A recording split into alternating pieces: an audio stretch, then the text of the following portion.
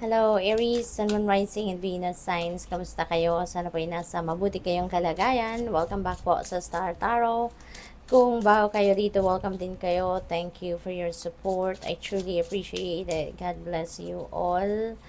Aries, maraming salamat sa mga subscribes ninyo and sa inyong mga likes, no? And sa mga nagiiwan ng mga magagandang komento, maraming salamat po. So, paunang message ninyo for today, this is the Six of Wands.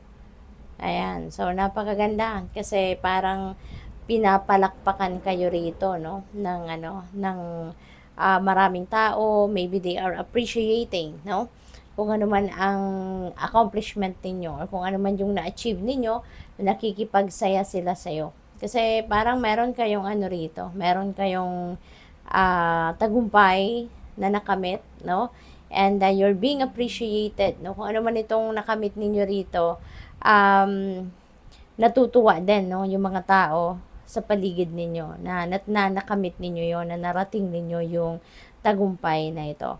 At ang maganda rito, ano kayo, no? You are also being generous of what you have received.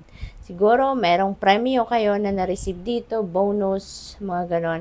And whatever that is, no, na biyaya or reward na natanggap ninyo because of that tagumpay, ay sinishare din ninyo ito sa maraming tao. So, napakaganda lang.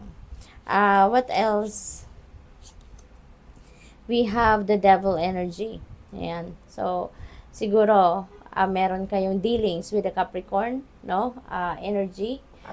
This is a Capricorn energy, so maybe you're dealing with a Capricorn person or baka meron kayong Capricorn placements, no, sa iyong chart.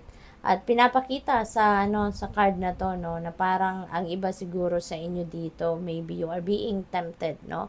Merong temptation dito So siguro tempted kayo to focus on material things, 'di ba? Baka meron kayong merong mga tao din sa paligid ninyo na parang yun at yun ang finifeed sa isip ninyo. Kaya maaring nandoon na rin yung focus ninyo. Yung bang yung hindi ninyo ma-refuse kung ano yung ino-offer sa inyo. But this is yung parang sobra-sobra, no? Sobra-sobra yung pagkokontrol nito, no, sa inyo. Hindi lang yung mga tao sa paligid ninyo maybe ang nagko-control sa inyo, but also yung mismo, yung temptation mismo, no? Maybe is have a great control over you. So, for some of you, ganun ang inyong sitwasyon. What else? We have Ace of Swords. Ayan. So, this is victory talaga, no? Dito, victory energy. Ito sa Six of Wands. And ito din, this is another victory energy. Kaya meron talaga kayong pagtatagumpayan. You know what? Napapaligiran kayo, no? Yung both sides, on your left and on your right, parehas victory energy. No? Kaya, ito, this could be something na nahirapan kayo rito before kayo nagtagumpay. As in, nagtiyaga kayo, naghirap kayo before ninyo na-receive, no, yung tagumpay na ito. And maaaring related ito dito sa devil energy, no? Siguro, ganito ang inyong sitwasyon before, pero mapagtatagumpayan ninyo yan. Makakalabas kayo sa restrictive energy na yan, ano? At mapagtatagumpayan ninyo kasi maaaring magkakaroon kayo rito ng enlightenment, no? Magkakaroon kayo rito ng mga epiphany, ganon. Baka merong makakapag-advise sa inyo ng magandang advice, no? At yun ang magiging parang fuel ninyo sa sarili ninyo para makalabas kayo sa temptation na yan. Or pwede rin, no, na may mga epiphany talaga kayong papasok, marireceive, at yun ang magbibigay liwanag sa isip ninyo. And you are going to use your inner strength, no, para makawala kayo sa energy na yan. And that is your tagumpay, no? And you will be able to start something new kasi yung ace is a new beginning energy. Kaya definitely you're heading towards a new path. What else? We have Four of Cups. Ayan. So, ang iba sa inyo dito, sumasakit na ulo, no?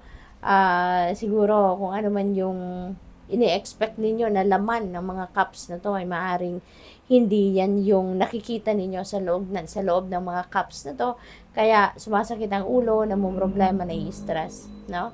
Maaring gano'n ang inyong sitwasyon. Disappointed, no? Yung itsura niya. So, maaring gano'n na nararamdaman ninyo. Baka yung expectations ninyo hindi na-meet, hindi nyo na-met at kaya siguro feeling disappointed kayo, feeling visit kayo.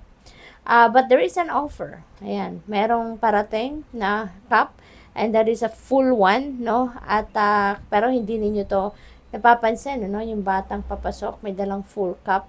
Hindi ninyo napapansin kasi you are so focused on these cups na parang bakit sabi ninyo dito na bakit ito lang yung laman nito? Bakit ito lang yung meron ako? Yung ganon. So maybe talagang feeling down kayo sa ngayon, no?